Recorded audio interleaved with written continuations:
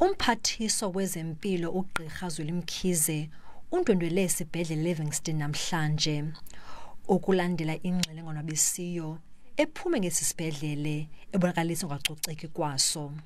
And as we're going around, we can see that they still got to do a lot of work because we've been to some of the areas. You can see that it still needs a lot of cleaning up and a lot of attention. Some of the areas need proper maintenance, repair and so on.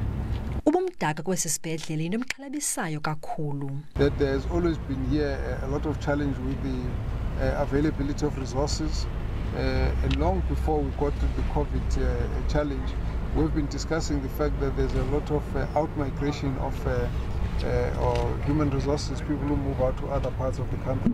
So those, we expect that with COVID-19, they'll be worsened because the pressures that we're seeing in all the other provinces are linked to the fact that whatever weaknesses there were in the system, in the health system, gets worse now that there's COVID-19.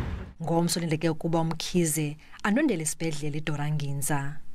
Dungilerato Fekisi kwindaba ze SABC eBhayi.